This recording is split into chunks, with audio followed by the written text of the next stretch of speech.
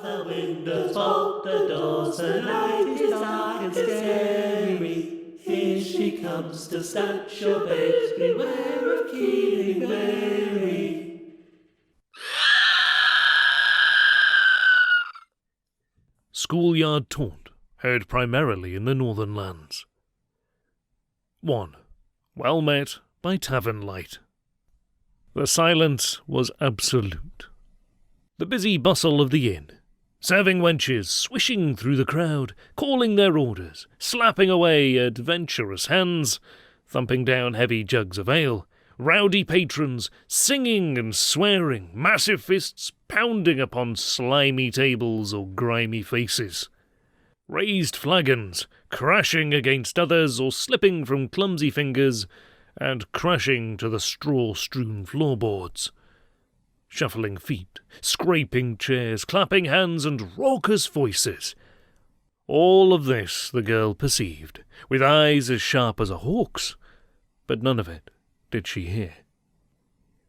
The Rampant Stallion sounded a much more salubrious establishment than it actually was, its grand name disguising a dingy dive in the least pleasant quarter of the town. And Shendar had only unpleasant quarters. Located just inside the Asilian border, nudging the end of the Elven lands, Shendar was dark and dismal, and attracted only the darkest and most desperate of humanity, earning the name of Town merely because it served a number of surrounding villages. It comprised of a few narrow streets of ramshackle housing, a large market square, several specialist trading stores, and numerous alehouses.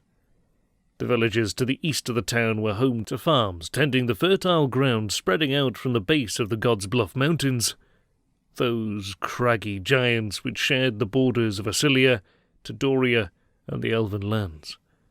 To the west of the town were the villages nestled in the very foothills of those mountains, inhabited by the miners whose living was now tearing out the heart of the God's Bluff and separating the rich minerals, ores, and gemstones found in abundance within. Shendar sat in the shelter of the high crags, soaking up the morning sunshine and then basking in their shade through the hot afternoons. The Pendorian Pass, which split the God's Bluffs from Shendar right into Doria, lent travellers a perfect course between the western states and the northern townships, and on to the trade routes in the east, safely skirting the Elven lands.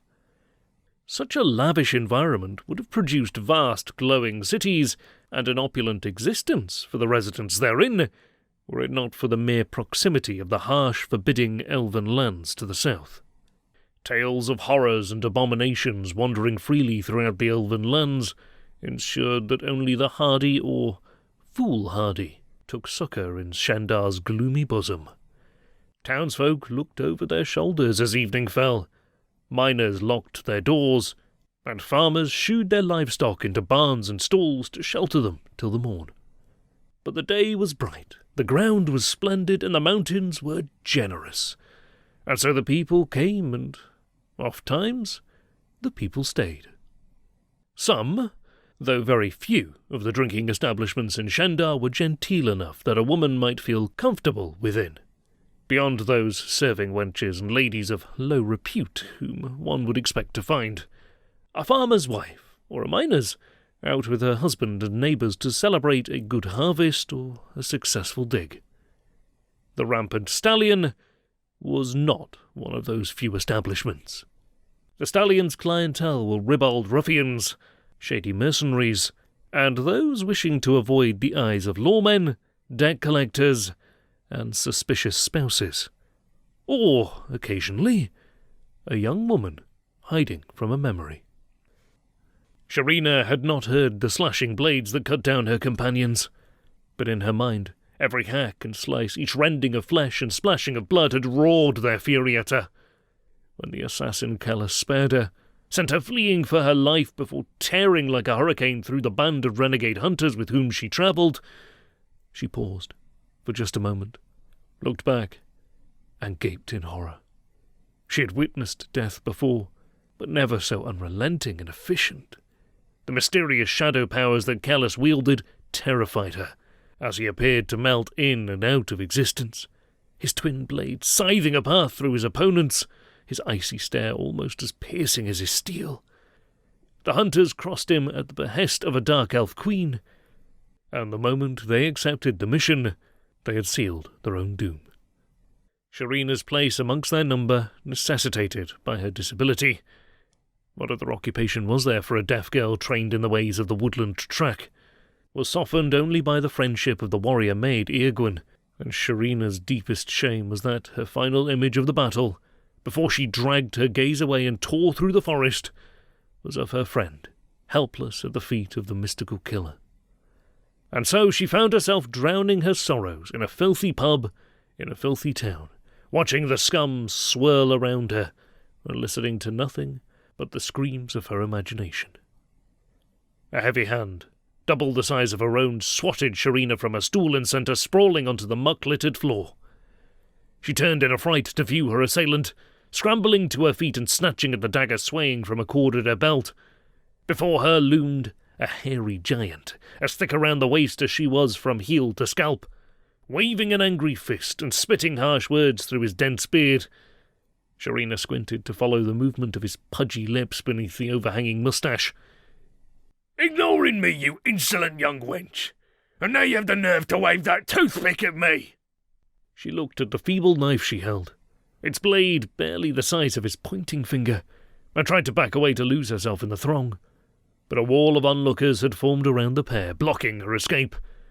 Their shouted words went unheard by her, but eager stares spoke clear of their intent, to see blood spilled upon the boots of the throbbing crowd. Whose was unimportant. No one knew her here, and the brute before her looked to have few friends, so clearly the spectacle was their only concern. She feared their sport would be short-lived, as would she herself, once the giant drew the knife at his belt. Its rusted blade might not be as keen as her own glinting steel, but its weight and size would easily tear her slender form to shreds if it came close enough. So she would have to ensure that did not happen. His first lumbering thrust was forewarned so obviously by his swaggering gait that Sharina was easily able to dodge, but the clamorous mob grabbed at her and threw her back within his reach. A sideways swipe of his blade forced her to dive to the floor, and she desperately scuttled between his tree-trunk legs, swinging her tiny knife blindly around her, cleaving his grundle with a lucky jab. His knife slipped from shocked fingers, and his legs crumpled, hurling him to his knees. But before Sharina could regain her feet, he turned and fell upon her. Huge hands grasped at her and hauled her closer towards him, and she slid across the ground like a rabbit beneath the claws of a lion. Tears streamed down his face, betraying his pain and anger, and iron-hard fingers closed on her delicate neck. Her eyes bulged and her tongue protruded, and her skin had taken on a tinge of blue, when her attacker's grip unexpectedly slackened, and a bloody drool fell from his gaping lips. His eyes glazed, and his massive bulk crashed down upon her, almost crushing her beneath him, until he was unceremoniously lugged aside and rolled onto the dirt. Her rescuer faced down the jeering crowd, waving his bloodied sword at them until they sneeringly turned and resumed their mindless drinking. He stretched out a caring hand to lift her to her feet, as she peered into familiar eyes.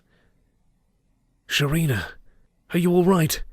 he said, his words barely a whisper, drowned in the tavern's din, though her eyes read his mouth, as if he bellowed aloud. "Renglash!"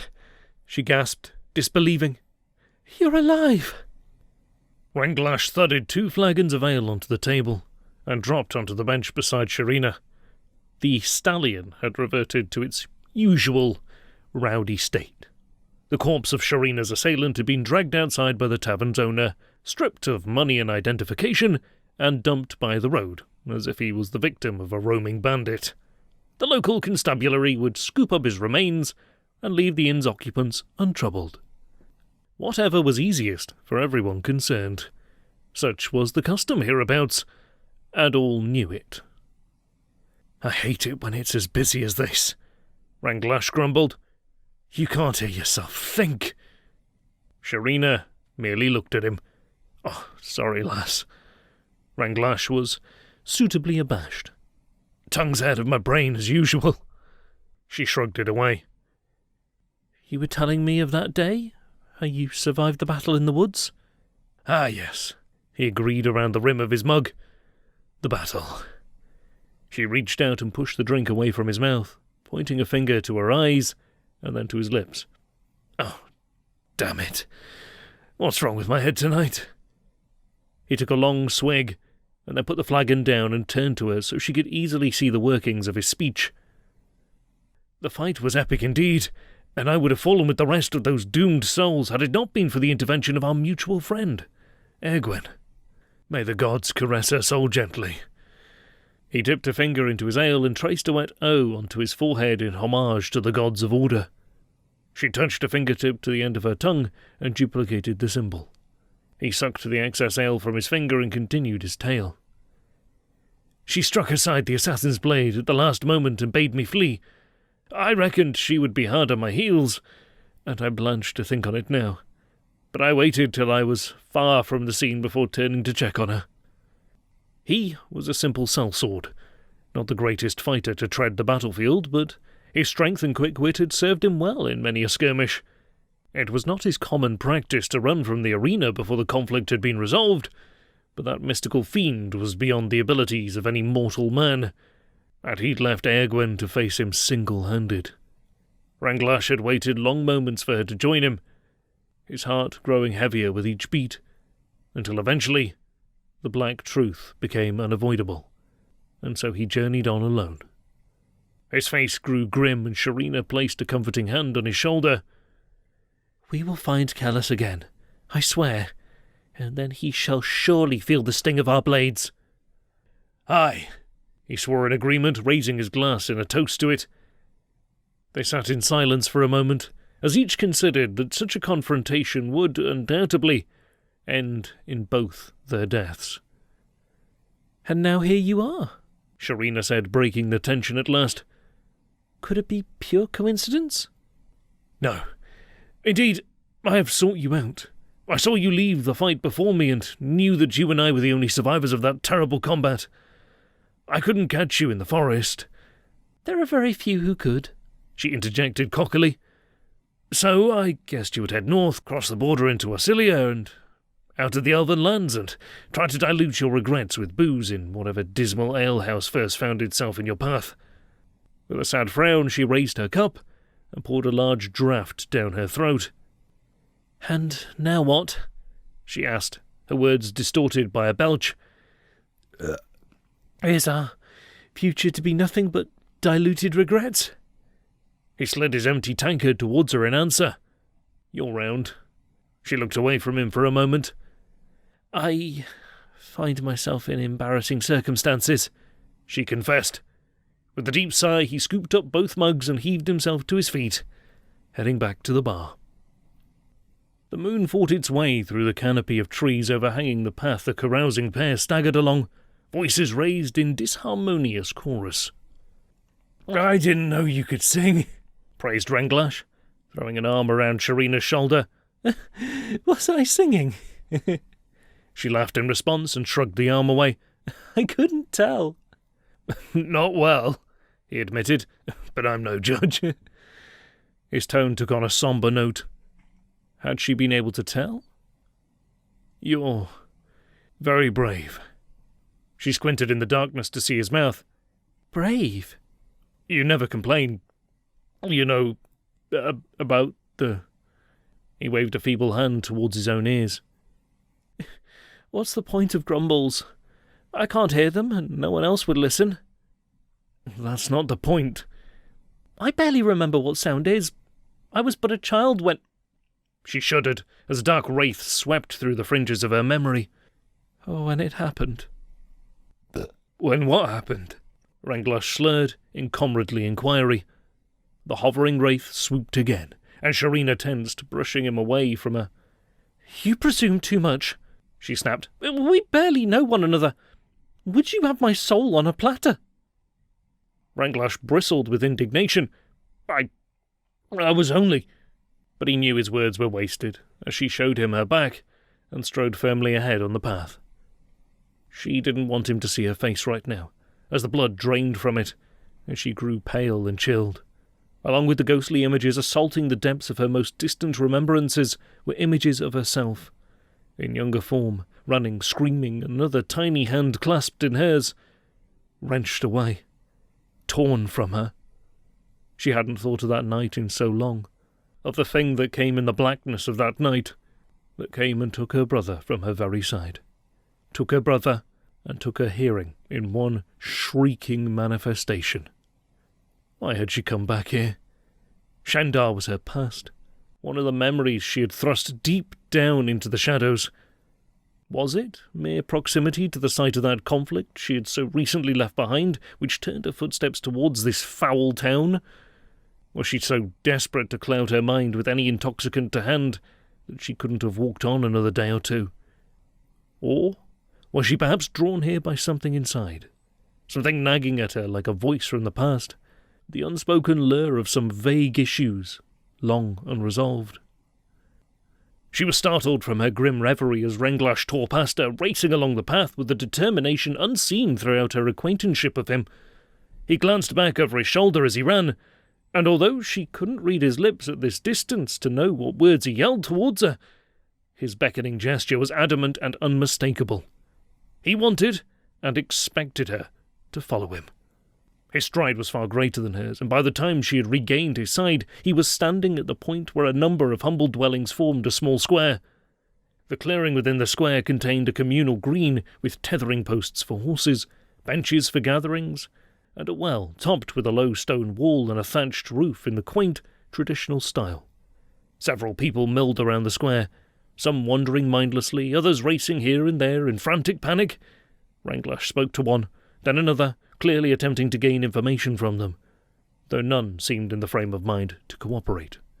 On the central green, a woman knelt in a state of collapse, a group of friends and relatives surrounding and supporting her. Her cries of torment distorted her mouth, and she repeatedly lowered her face into her hands, leaving Sharina unable to read her lips. "What's going on here?" she said to Renglash, though a sense of familiarity assailed her. It couldn't be happening again. Not on this very night. It was impossible. Yet somehow she knew that it was. He turned to her. "I can't get any sense out of them. I heard a scream of torment echoing through the forest, and by the time I got here the village was in chaos." He grabbed the arm of a middle-aged man standing nearby, wearing a stunned expression.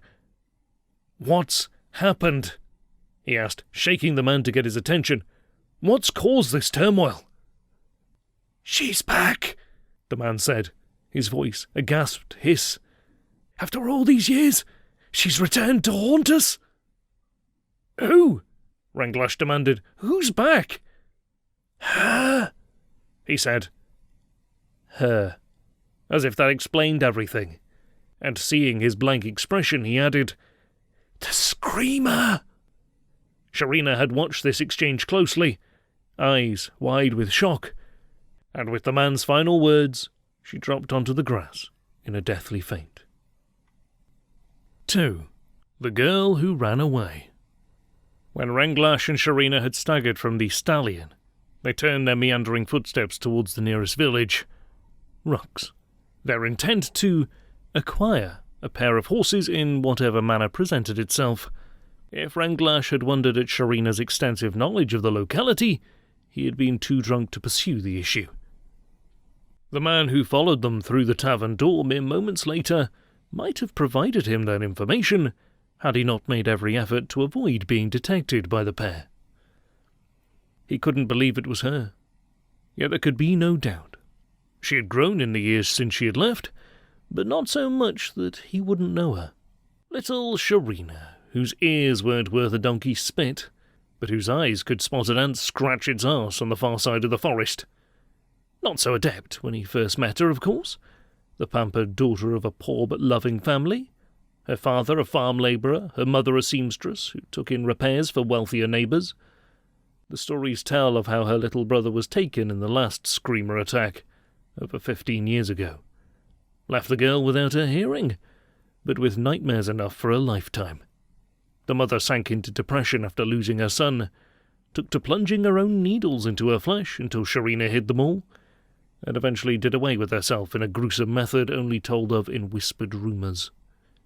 The father couldn't cope, and sold the deaf girl to a local laird as a house servant to pay for a few bottles of whatever memory eraser he could find. She accepted her lot and knuckled down to her tasks, head down and unnoticed for the first year or so, but barely had her chest begun to take shape than the lonely laird's eyes fell upon her, followed swiftly by his hands. Sharina ran away, losing herself in the forest that grew so thick around the lower gods' bluffs, fending for herself as best she could, a deaf young girl in an inhospitable environment. That was how he had found her some months later, filthy, feral, near-starved, living off fungus and raw hedgehogs. He plunged her into a freezing mountain stream and scrubbed the grime off her with a piece of tree bark before he even realised she was female. He took her under his wing, showing her which mushrooms would not keep her up all night, either screaming with stomach pains or watching the trees dance. He placed in her eager hand the first blade intended for meaner things than buttering toast. He showed her the tracks of their fellow forest dwellers, and taught her how to tell which had passed in what direction, and how long ago. She had all but forgotten human speech, but her keen eyes watched his mouth form words when he spoke to her, and over time learned what shapes matched what sounds. Under his tutelage, she began to hunt creatures larger than the lowly vermin of the underbrush, using both weapons and traps. Her accomplishments as a tracker became rival to his own, and the bond between them was stronger than either had known in some time. So it was hard when they eventually parted company under such unpleasant circumstances. And now, here she was again, back in Shendar, drunk and rambunctious in the company of some brigand with whom she tumbled out into the night. Had he not peeped out of the tavern kitchen upon hearing the earlier ruckus, having delivered a sack of wild rabbits for the chef's pot, he might never have known of her return. "Cardath," the chef addressed him, for such was the woodsman's name, "you seem distracted tonight." Cardath had taken up a position at the chef's table which allowed him to keep watch through the hatch into the main room, eyes upon his former ward and her companion, wary to duck out of sight should she turn in his direction. He left the remains of his meal, partial payment for supplying his catch, and followed when he saw Sharina and Ranglash push away their empty flagons and head for the door. Cardath could tell Sharina was distracted by some heavy ponderings and befuddled by drink, for even a seasoned tracker like he would have struggled to follow her had she been on her top form. As it was, he merely had to stay within earshot of their ramblings and keep to the moonlight shadows. When the hell-sent howling tore the still of the night, Cardath had dropped to his knees in horror right there on the dirt track. The stuff of nightmares. Such a wailing should never be heard by any man even once in their lifetime, let alone 3 times. 3. She who screams. She remembered his voice, soft, tremulous, trusting but pleading. "Don't let go." It was the second to last thing she ever heard. Of course she wouldn't let go. He knew that. She knew that. Yet when those long taloned fingers had curled around his slender neck and that hideous gargoyle face had extended its snake-like jaw and burst forth that tremendous screech, her grasp had loosened just a fraction. As the scream tore through her brain, shattering her spirit and destroying the tiny bones and nerve endings within her ears, for that brief second she had forgotten her little brother. She had never forgotten him since. Now, as she slept, she felt his tiny hand again. She ran, dragging his fragile form along behind her, willing his legs to pump as strongly as hers. The horror in the sky, misshapen and monstrous, swept down upon them over and over again, circling, teasing, separating them from home and family. She ran for the woods and cover. The creature would be hindered there. The grasping branches of the gnarled old trees would envelop them like loving arms, protecting them from danger. If only they could reach them. But her brother was slowing. Ethron's hand in hers became an anchor, stilling their progress. She turned to him to urge him on. But it was too late.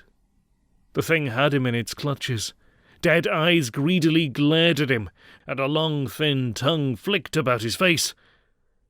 Don't let go. Sharina held her ground as it tugged at the boy, but then it turned its gaze on her, opened its mouth, and screamed. And so did she. Mildred made the sign of an O on her forehead. She leaned in and turned over the damp cloth she had applied to Sharina's brow, so the cool side could take effect. The girl's fitful dreams troubled her, and the village had troubles enough already. Renglash stood close by, anxious. How is she? Mildred shrugged helplessly. She is how she is. That tells me nothing, he growled in irritation. I can tell you no more. The woman's husband, the man from the square whose words had prompted Sharina's collapse, stepped forward to see the girl better. It's her, isn't it? Yes, Harold, she said. It is, without a doubt. It bodes ill that she should return now, of all times. You know her? Renglash asked. Indeed, Mildred confirmed. All hereabouts know the story of Sharina. She touched a finger to her lips, nodding towards the sleeping girl, then stood, lifted the stump of candle, and led them from the small bedroom into the main room of the cottage. Meagre wooden furniture decked out the modest home, and she perched herself on a stool by the fire. Harold took the candle from her and lit several others. Dispelling the darkness helped to dispel the fear. Outside, in the square, the people had dispersed, the crying woman gone, presumably helped to her home by family. Renglash dragged a chair from the table and sat close enough to see Mildred's face clearly. What happened here? Who is the screamer, and how is all this connected to Sharina? You're not from hereabouts, are you? Harold said, more statement than question. Or else you'd know only too well who, or what, is she who screams. I've never set foot through the town gates till this very eve, Renglash confirmed, in a tone which implied he wished he still had not. Keep your silence, Harold, lest you call her back, Mildred hissed, eyes flitting around as if she expected a visitation from any direction, door, window, or even through the roof or down the chimney. She'll not return, Harold assured her. She took what she came for. We'll not hear that scream again for another decade or more. She dabbed a finger on the end of her tongue and daubed her forehead with the familiar symbol. Pray you speak true. Well? Renglash asked, his patience waning. They call her Keening Mary, Harold began. Like in the rhyme that children used to scare one another. You've heard that much at least. Aye, as a brat in the playground, Renglash said. But surely that's just a nonsense poem. Many a bit of nonsense has its basis in truth, however much it may have varied from its source. The first mentions of her come from the old times. In the ancient tongue she was Kenon Mare, which lost its edge and was familiarized into Keening Mary in the modern language. The true translation, though, would be nearer to Crying Mother. Crying Mother? Aye. Creepy, isn't it? Either a goddess, a witch, or just an unfortunate woman, depending on which version of the tale has come down to you from generations before, had her own babe stolen from its cot, it said.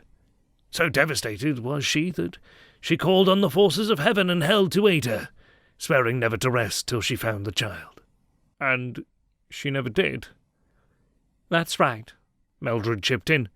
That's why she's still not at rest, if you believe the tales.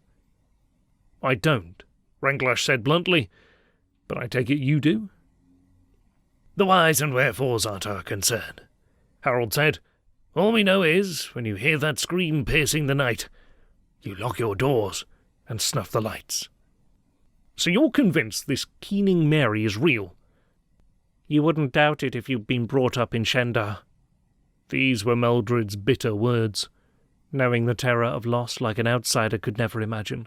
Every 10, 15, 20 years. There's no regular cycle to it. Just a screamer's whim, it seems. She'll return and take the babe of some other poor woman. Make her suffer, like she suffered herself for 1,000 years or more. What for? What do you mean, what for? Asked Harold.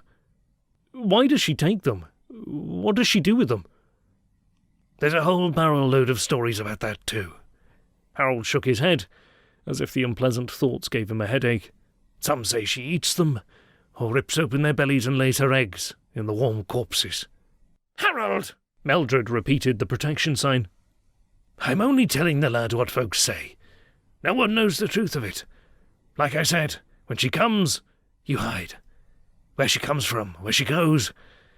He gave a helpless shrug. Eggs. Ranglash laughed. So, she's a reptile now, or a bird. Thought she was supposed to be a grieving mother. The sleeper alone knows what she is. Harold snapped in response to his cynicism. But she's a monster, whatever her form. She descends from the skies on bat-like wings and carries our bands off into the darkness.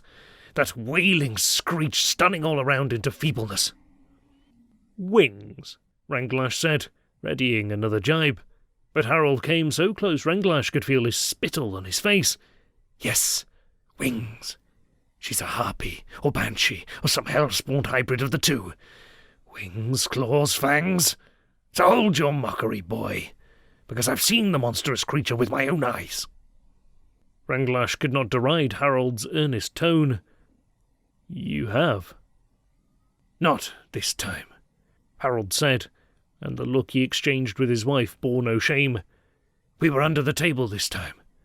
But many years ago, maybe 30 or more, when I was young and bold, I looked out of my window when the howling came. She was silhouetted against the moon, and I shudder to this day at the memory of her inhuman shape. Renna's babe was taken that night, Mildred said, her eyes glistening in the candlelight. Aye, Renna and Cardath, Harold agreed. Folks never recover from losing a child in whatever manner, but to have them ripped from your grasp by a living devil and watch them disappear into the night, it blights your very soul. Their marriage broke down. He left and became some sort of hermit, living in the woods like an animal. Renna moved away. Seems she had a sister in Carrier or somewhere down south. We never had kids. Couldn't bear the thought of that happening to us. Ranglash had no words, so abashed was he by their tale. Then a thought occurred to him. And Sharina? Where does she come into this? The last time Mary came, Harold began. Before tonight's dreadful visit, Mildred added. Harold nodded and continued. She came early in the eve, the moon barely up, and took us all unawares.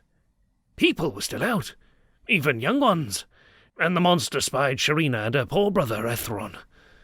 Poor little Ronnie, Mildred sobbed. Right out there in the open. Tore the little mite from Sharina's hands and screamed that horrendous scream right in her face. When the sound had faded and people crept out from under their beds, they found Sharina staggering around in a daze, blood trickling from her ears, hearing and kin both taken from her at the same time. After she left, some years later, Mildred said, I never expected to see her back in these parts. A noise alerted them, and they turned to see Sharina in the bedroom doorway. From your expressions, I would judge that I'm the topic of your deep conversation, she said, and their shifty eyes confirmed it. How are you feeling now? Ranglash asked, lifting his face so she could more easily read his lips. I'm fine, she said, her cheeks colouring slightly. Must have been tired from my travels. Ranglash nodded. Or drunk too much.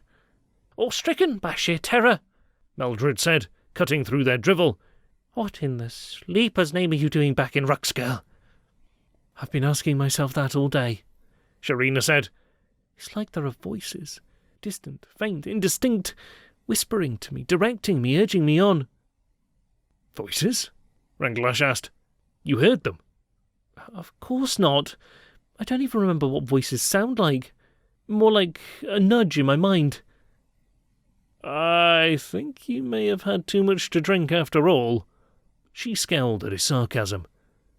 I believe that I'm meant to be here now, at this time, for a purpose, to do what I couldn't bring myself to do before, when I was asked years ago. Asked what? To do what? By whom? The door opened, and the man who had been lurking in the darkness beyond finally stepped inside. "By me," he said. Mildred and Harold started in surprise. Ranglash looked blankly at the stranger, but Sharina smiled coldly, as if she had been expecting him. "Greetings, Cardath," she said. "It's been a long time." 4. Pride, fear, and firelight. The fire crackled and spat, but Sharina could only appreciate its light and heat, the dance of the golden flames and the aroma of meat roasting above them. "Well done today," Cardath said, reaching forward and carving a slab of flesh from the greasy carcass. He held out the food towards the girl who sat on a smoothed log nearby. "You brought down this deer with skill." She accepted the proffered plate and the accompanying compliment. "I thank you, Cardath." He smiled at her enunciation. She formed the words clearly and accurately. One might never realize she couldn't hear them herself.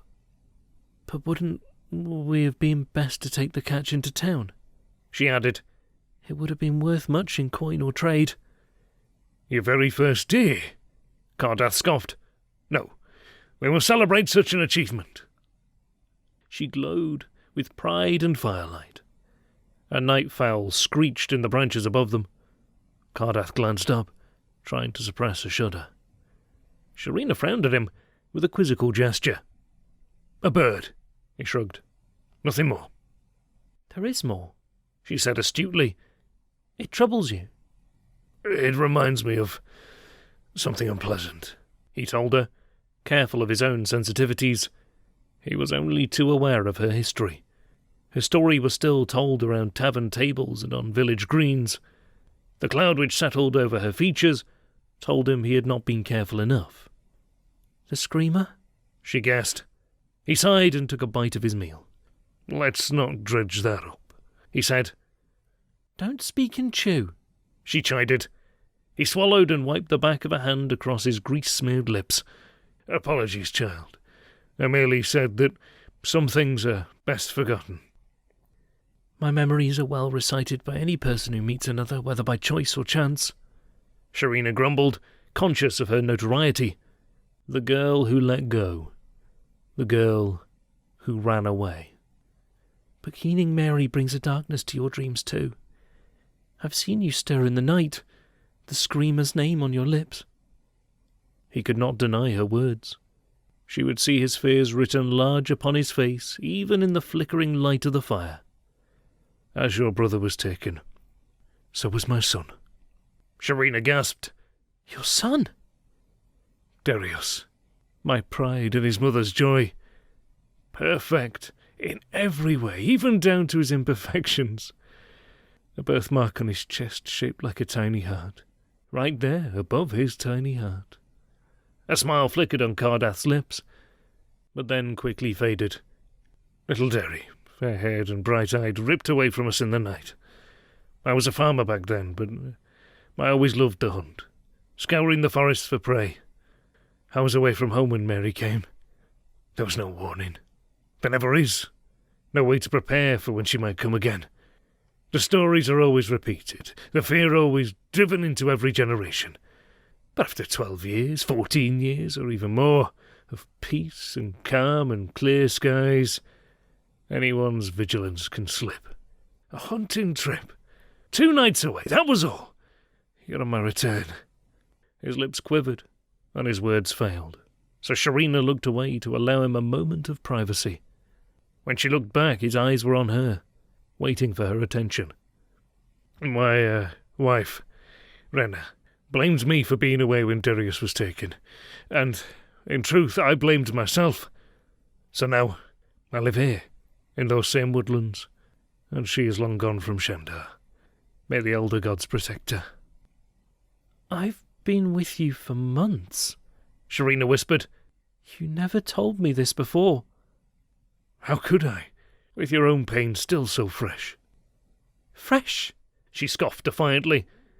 "It's been 3 years." "Derry was 5 when she took him," Cardath muttered, face so grim she had to squint to read his lips.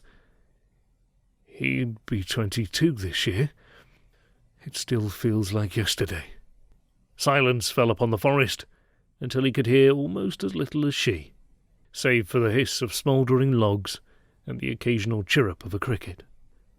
The morning brought a chill that had little to do with the mist and dew glistening around them. Neither had slept more than a few fitful minutes here and there, their thoughts haunted by memories of loved ones lost in circumstances so horrific and so similar. Sharina busied herself with trivial tasks, stoking the fire, scraping the deer hide, the better to avoid looking in Cardath's direction, so he was unable to speak to her. A firm hand on her shoulder eventually ended her evasion, and she turned to him. "I've spent long hours pondering," he said. She raised an inquisitive eyebrow. "Do you really think our paths crossed merely by chance?" He went on. "How else might it be?" "Coincidence is too implausible," Cardath grumbled. "The gods led us to one another." "For what purpose?" "To bring an end to the reign of fear gripping Shendar and the whole of Arsilia." "How can we do such a thing? Me, a deaf girl, and you, an old man." "I'm barely in my 40s, you cheeky whelp. And do not underestimate your own powers. Your ears may be useless, but your other senses are heightened far beyond the norm. You can feel a butterfly's cough in the air, tell what a spider had for breakfast by counting the crumbs on its face, and follow a well-wiped arse for miles through stinking swamps." "Save your hyperbole for the barroom," she said. "Glib words mean nothing here in the forest." "We cannot allow the chance for vengeance to slip from our grasp." "Chance for vengeance? Against the Screamer? I don't understand you." He sat her down on her log and knelt before her. "Legend says that Keening Mary rests between her forays into our lands, hibernating in a cave hidden somewhere in the Gods' Bluffs. If anyone can look in that cave, it is us." "Then what?" "Then we slaughter her in her sleep and take her head as a trophy." "As easily as that?" Sharina mocked. "She's a monster. No one knows if she sleeps after an attack, or whether her lair is in the mountains or in some other dimension beyond the reach of man. Or even if our weapons could harm her, should we somehow locate her roost. What you suggest is madness." "Madness comes from doing nothing but wallow in the nightmares she leaves behind her," he said. "Then leave me to my insanity," she spat, "and go follow your own." "I can't do it alone," he said. "Alone or not at all," she said, and, turning her eyes from him to end the conversation, added, "Those are your only choices." Of course, he had not allowed the conversation to end there, pushing his point for some hours more, but she remained resolute against any arguments he put forward to persuade her. He had been nursing this obsession for a long time, longer by far than it took to digest a freshly felled deer. When he had discovered the identity of the dishevelled runaway holed up in his forest, he thought that the gods had sent her to him to nurture and protect, as he had failed to do with his own son. But as her skills grew and developed, even beyond his own, he began to formulate his notions of revenge against the vile creature that had devastated both their lives. To have her spurn his plans so vigorously hurt him to the core, blinding him to the terror he was inspiring in a young child. She went to collect water from the stream, and never returned. 5. Into the mountains. Their shadows, which had raced eagerly ahead of them at the beginning of their trek, now lagged behind, as if tiring, like their horses. Soon enough they would merge into the larger shadow, as the God's Bluff Mountains loomed above them, ready to swallow them into its presence. The ride across Shendar province had only taken a few hours, leaving behind the farms and villages of the eastern region, bypassing the town itself, through the shanties and settlements of the mining prospectors, and into the forest clinging to the foothills at the base of the mountain range. As the ground rose beneath them, they slowed their horses to avoid trips and spills on the less even footing. The trees grew thicker and closed in around them, making the best of the last of the fertile soil, the terrain becoming unsuitable for woodland the higher they climbed. The group rested their horses at a stream and filled canteens with water filtered and chilled on its journey down the mountainside. 6 horses whinnied and shook their manes and stomped the mossy bank, one for each of the riders in the party. Sharina was there, with Ranglash and Cardath. Harold had joined them, against Meldred's protestations that he was too old and too foolish for such an expedition. 2 more volunteers filled their ranks. Romos, a burly man in his 20s, who remembered the night of Ethron's abduction and constantly praised the gods that he had been abed with sickness and only heard the rumpus through his delirium, and Granth, who had recently bestowed his farm into the hands of his eldest son after the passing of his wife, and felt this mission would give worth to his continued existence. It had been surprisingly easy to convince the village elders in Rux to endorse the endeavour, and to give them the horses and supplies. No one had ever proposed such a thing before, each attack by the monster leaving the village dispirited and broken. The idea of retaliation had simply not occurred to those most affected, and bystanders ducked their heads and sighed their relief that she had not claimed their child. They could go about their days in the surety that Keening Mary would trouble them no more for another 12 years or so. Pricking this dishonour and complacency had stirred the villagers into some form of action. The most recent attack was the 2nd in a row in this very village, and the time before that Cardath and Renna resided in neighbouring Talon, barely 2 miles down the road, when the strident cry had shattered the night, and young Darius was taken. Over the centuries, the Screamer had visited many of the villages hereabouts, and the growth of Shandar and the surrounding territories had offered many more options. But any belief that, like the lightning from above, she would not strike in the same place twice, had now been dashed and proven foolishly misguided. Despite the shame that weighed on them, volunteers to accompany the party were few. The meeting had convened at first light, and no time was wasted in gathering the provisions and sending them on their way. And so the small band tugged their horses away from the stream, regained their saddles, and continued up the mountainside. Sharina and Cardath took the lead, though she felt their tracking skills were of little use against a creature who travelled by air. Renglash tried to ride alongside Sharina, memories of Airgwyn prompting a chivalric protectiveness that he never felt previously, but the narrowing path forced him to fall behind. He found himself beside Harold, who looked at him with a rueful smile. "Do you think we'll find her?" Harold asked, attempting a tone of strength and confidence, but merely sounding scared. "Aye," Renglash answered, his own tone giving nothing away. Harold allowed a brief lull in conversation, then asked, "Why did you come? You're not from Shandar. You've never seen the creature, nor lost a loved one to her. Why risk your life on a quest that is so fraught with peril?" Renglash looked at the slight, shapely form riding ahead of them. He knew that any answer he gave would be unheard by Sharina, but was acutely aware of the twitching ears of Cardath at her side. "Your village elder promised great reward to see the head of this screamer dumped onto the common green like a child's kickball." He tapped the pouch at his belt. "My purse is light. I would see it replenished." "Merely for the coin?" Harold said, following Renglash's gaze to the mare's rump swaying before them. "What else could there be?" Renglash grunted dismissively. Harold shrugged and kept his silence. Granth chunted from the rear of the train. "As the eldest here, I should take the lead." Romos laughed. "Lead us where? You spent your whole life chasing pigs. You couldn't have found the mountains themselves without somebody pointing them out to you." He waved a hand toward the snowy caps, glinting in the sunlight 5,000 feet above them. "Hold your tongue, boy," Grant said, though his manner was light, "lest I cut it out and feed it to the pigs."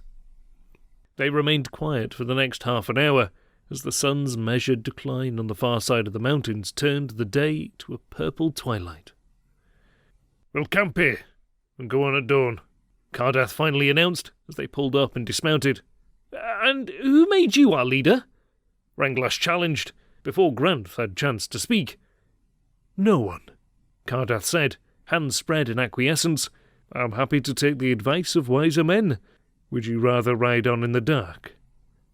Sharina, attending to her horse, had missed this exchange. She turned to them now, wondering at the aggressive body language between her 2 friends.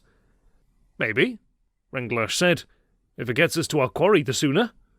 "There are many dangers in the darkness," Cardath warned him, stepping close.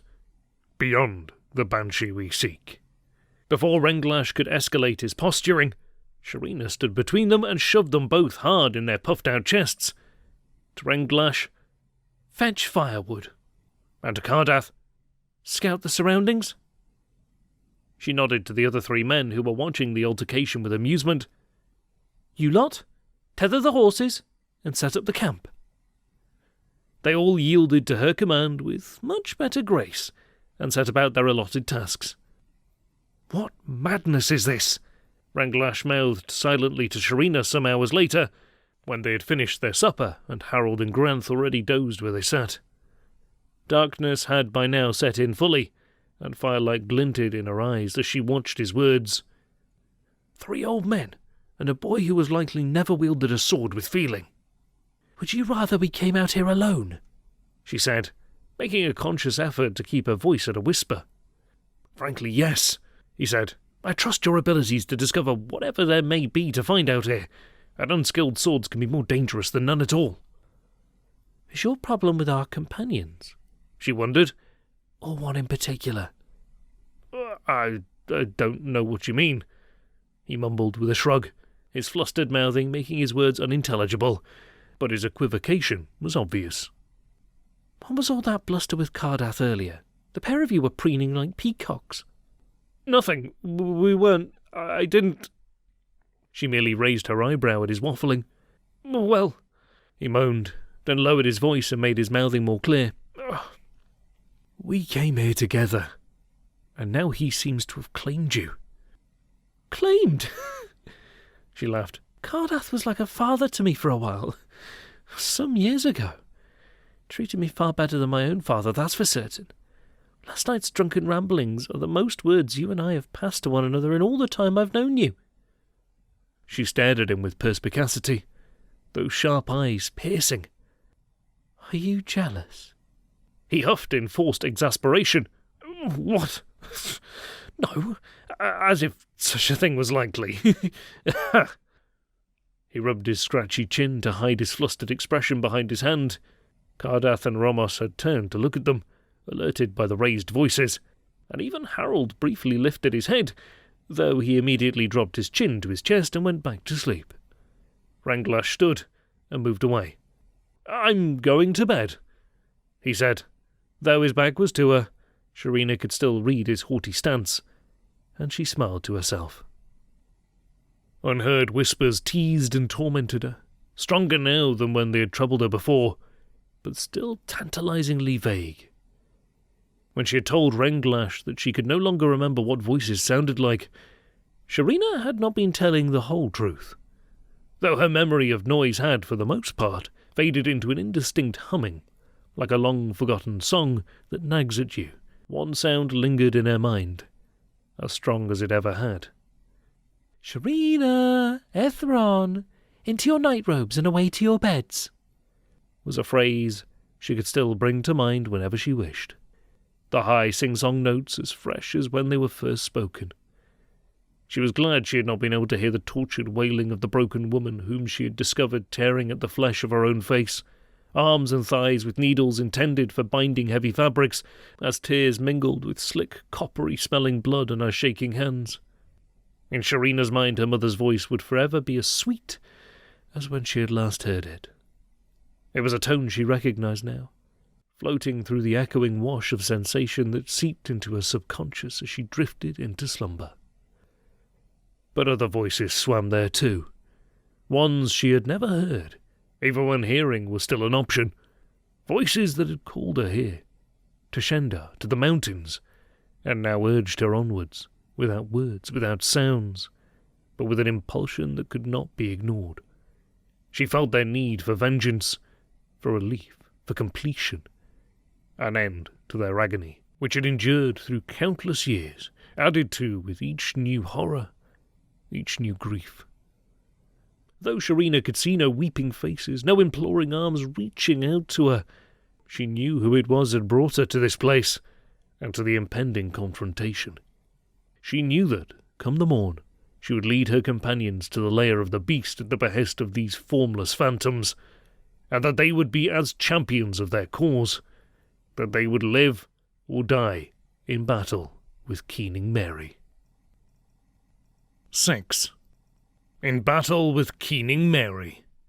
When the sunlight once more warmed their side of the mountains, the mismatched assemblage of farmers, woodsfolk and warriors left their horses tethered below and trudged on foot up the increasingly steep pathway.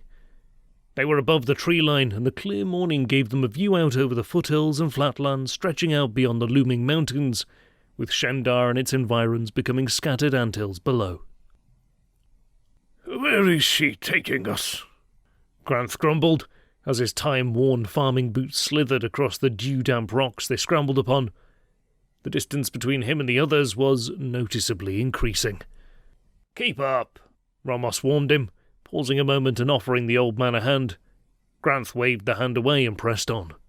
But Ranglash too wondered at Sharina's certainty of tread as she led the group onwards and upwards. What snapped twig or depressed moss could be signposting their way? The undergrowth was bare, and the landscape was becoming more stark with every step.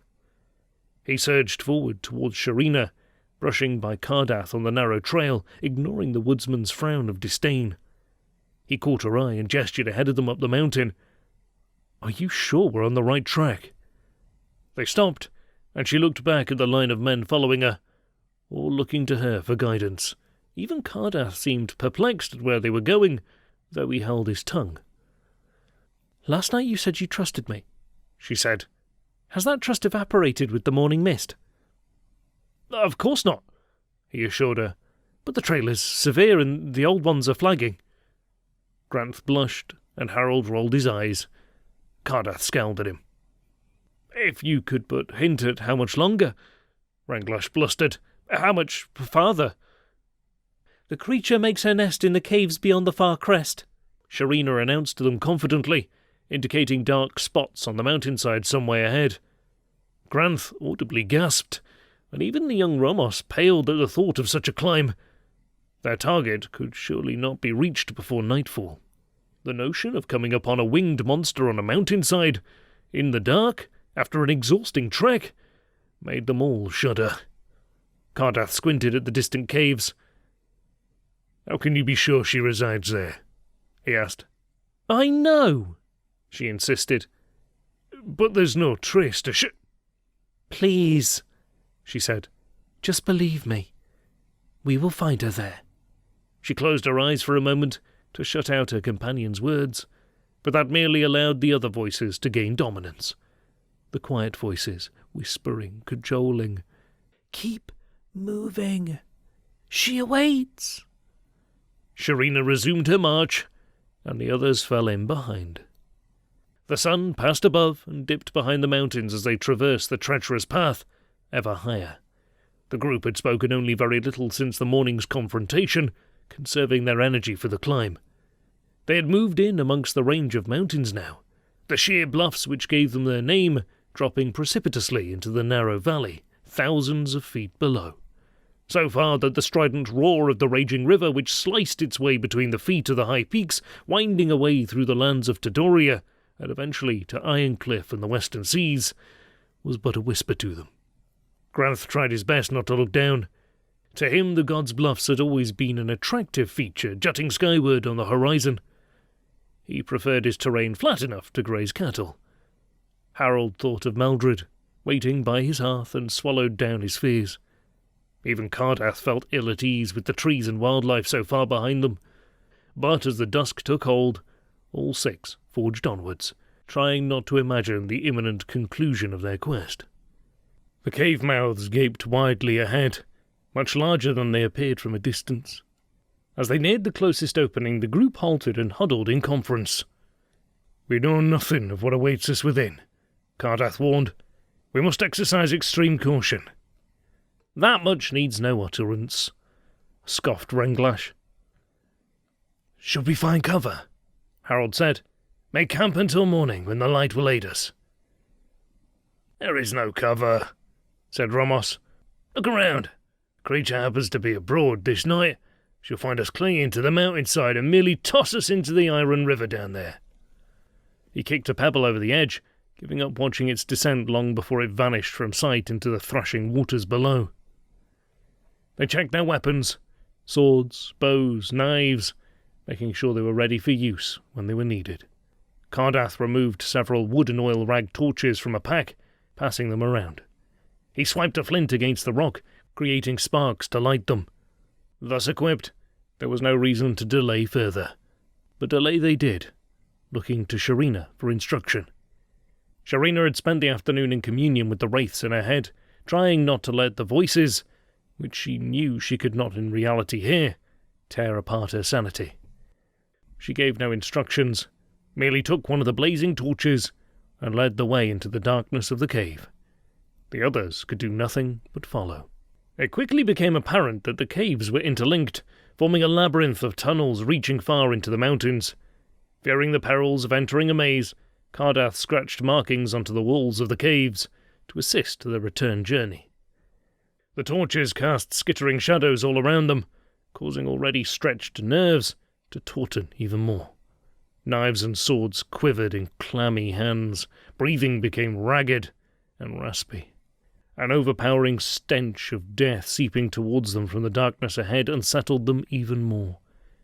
Even Renglash, seasoned combatant that he was, felt his heart pounding within his chest as they shuffled on into the tunnels.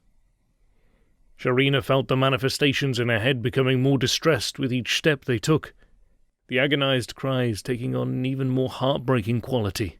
As they rounded a bend in the tunnel, she could bear it no more.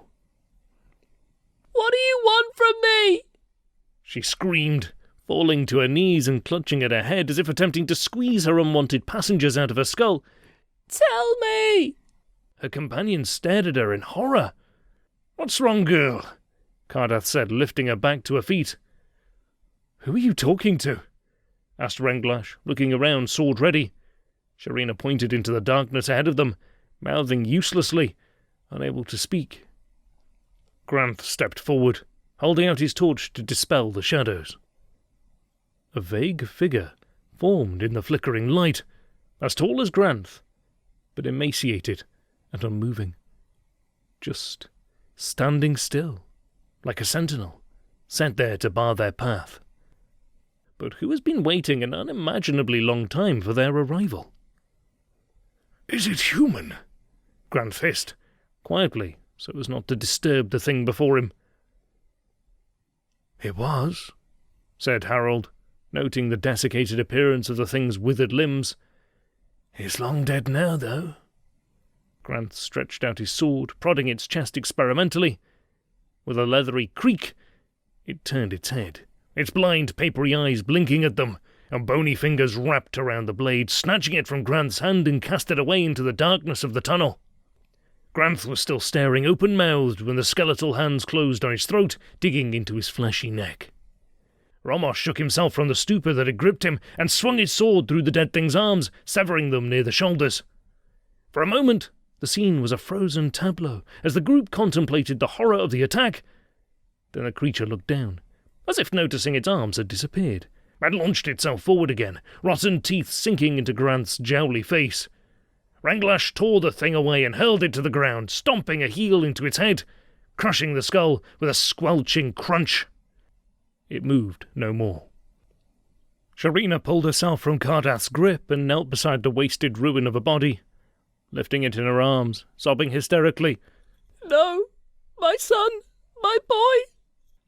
Renglash drew the crumbling thing from her embrace and held her, peering into her vacant eyes. "What is it, Sharina? What's wrong?" "It's them," she said, thrashing wildly in his arms. "The taken ones. They're still here." "Them?" said Granth, one hand to his torn face. "There's more of them?" He held his torch aloft, a shuffling noise alerting him, and peered down the tunnel.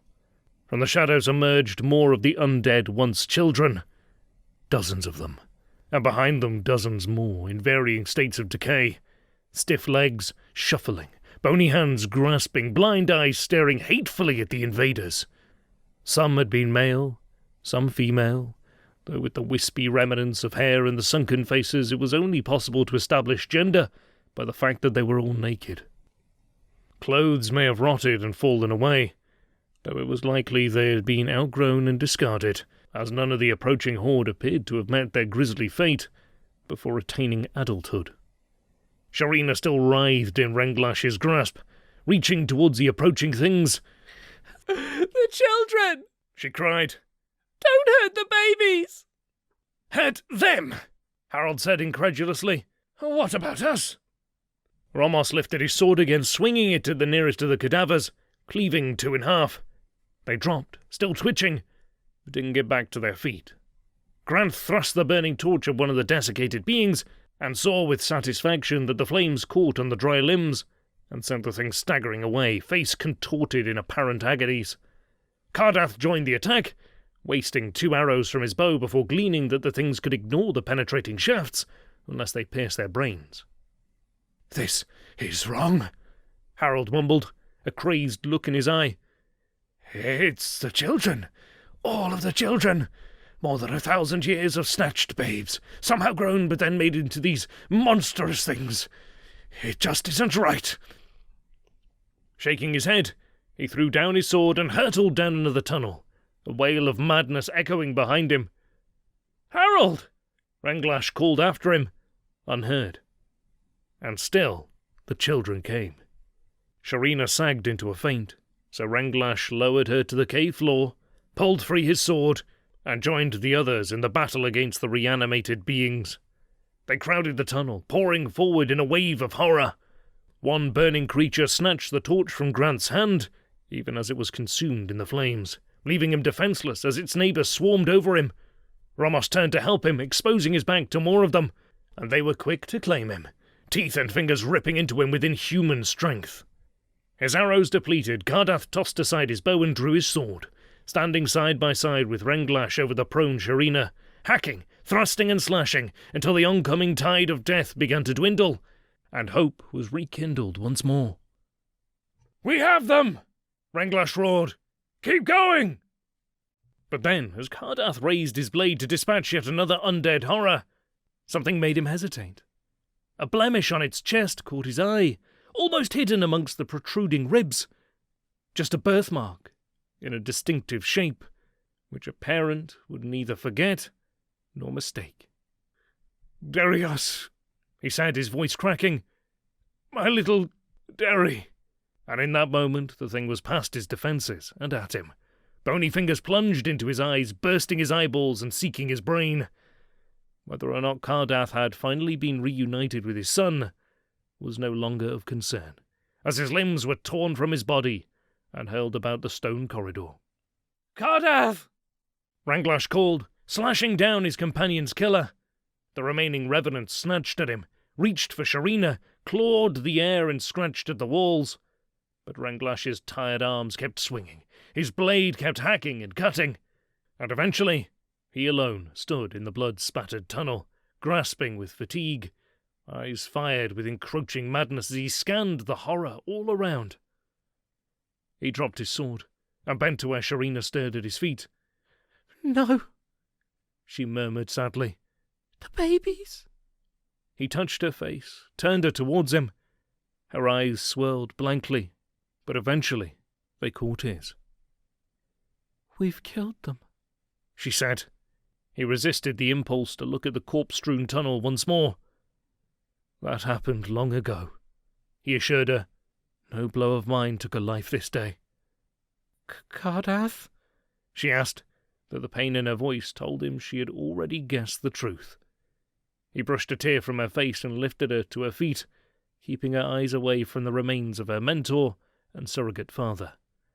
They shuffled on through the tunnels, past the last of the dead things which littered the ground, taking up a dropped torch to illuminate their way. A flickering glow ahead drew them onwards, and soon they entered a wider section of cave, where darkness dominated, the ceiling arching away out of sight. The faint light came from a torch dropped on the ground, its fuel spilt and fading. Renglash detected a weak sobbing sound and, peering round in the gloom, saw the crumpled form of Harold slumped against the wall. "Harold," Renglash said, kneeling by him, noticing the shaking hands and the tear-stained face.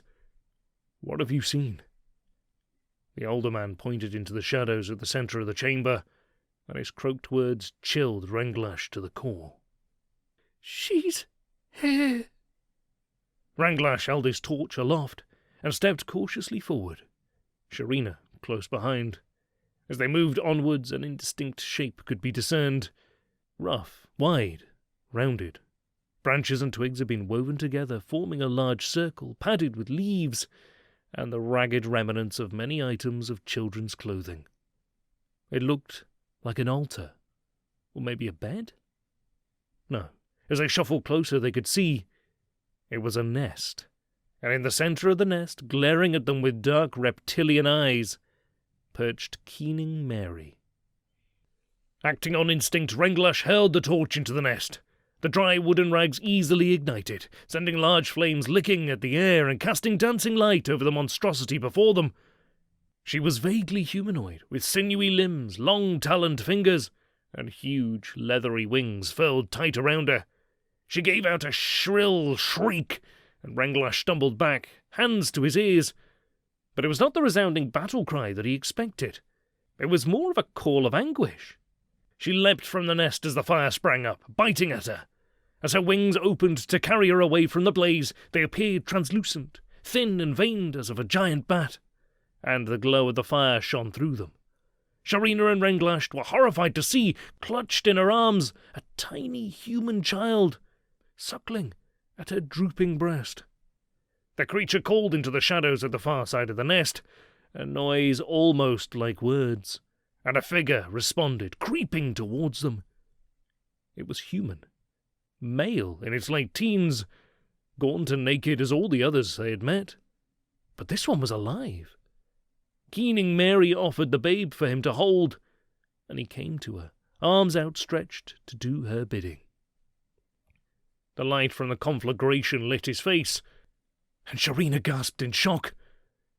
It has been many years since she had beheld his face, but she still knew him, and their mother's voice cried his name in her head. "Hethron!" Sharina called, and his gaze flickered towards her for the briefest moment. "Your brother?" Ranglash said, but Sharina's eyes were firmly on the youth, so his words went unrecognized.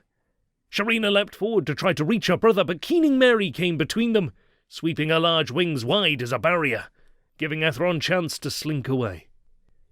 Seeing the monster standing there, protectively guarding her children, it was almost possible to believe that there was a maternal instinct lurking somewhere within her, but the wailing voices in Sharina's brain rebelled at this notion.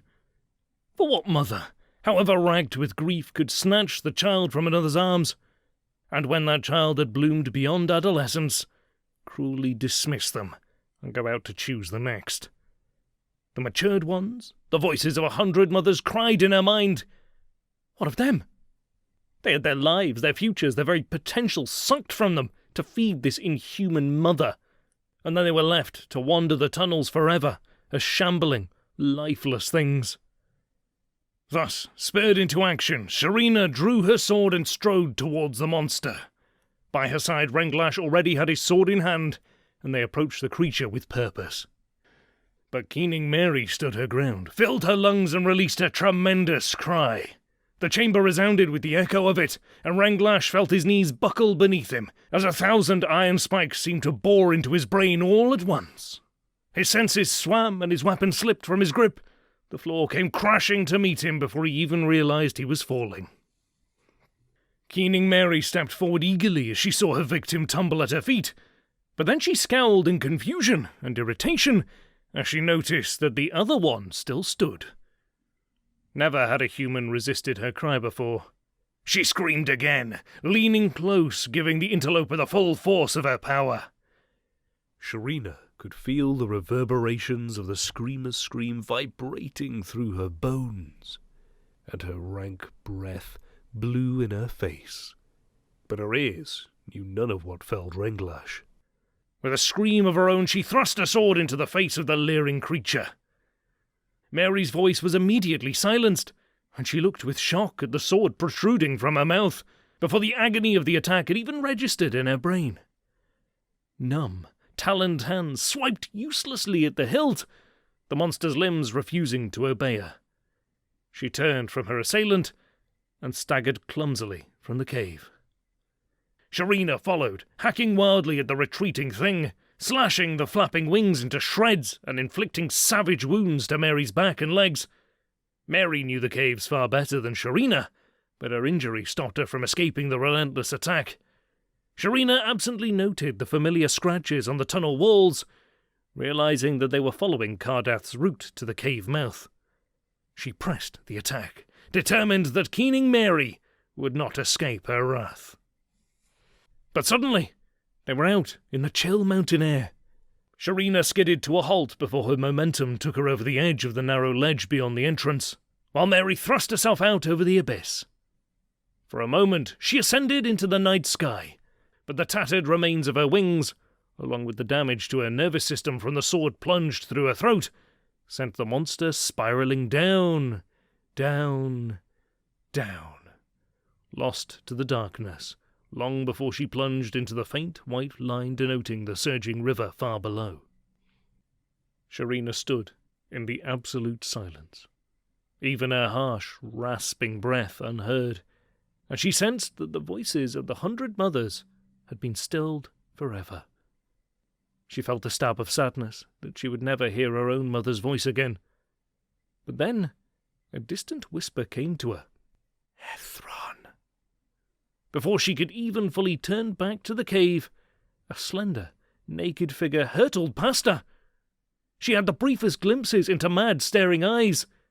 Then he was gone, over the edge and out of sight. Mercifully, she was spared the sound of his pitiful, wailing voice screaming out, "Mama!" For the longest time, slowly dwindling into nothing. Ranglash found her there some moments later, kneeling in the dirt at the cliff edge. "Sharina!" he called, his voice loud to compensate for the intense pounding in his skull. "There's no need to shout," she said, but her grim expression told him there was no humour intended in her words. 6 horses trotted out from the shadow of the mountains, but only 3 had riders. Harold bore the frightened, bewildered child in a tight bundle slung to his chest. "Are you sure you won't return with me?" he said. "You'd be hailed as heroes." "I couldn't," said Sharina. "It's a long time since it was home to me. There are only bitter memories there. Farewell, Harold." She turned her horse toward the Pendorian Pass and the west. "But what of your reward?" Harold asked Ranglash. Ranglash laughed harshly. "I have no monster's head to present as proof of the kill. I think returning this little one alive and well would be all the proof anyone will need." "You keep the reward," Ranglash said. "Treat that wife of yours to something nice. My path lies elsewhere." Harold nodded towards where Sharina's horse slowly clopped away. "Same path as hers?" "For now, at least," Ranglash admitted. "After that, well, we'll see." Harold watched Ranglash trot on to reach Sharina's side. Then he gathered the reins of the other horses and set his course for home.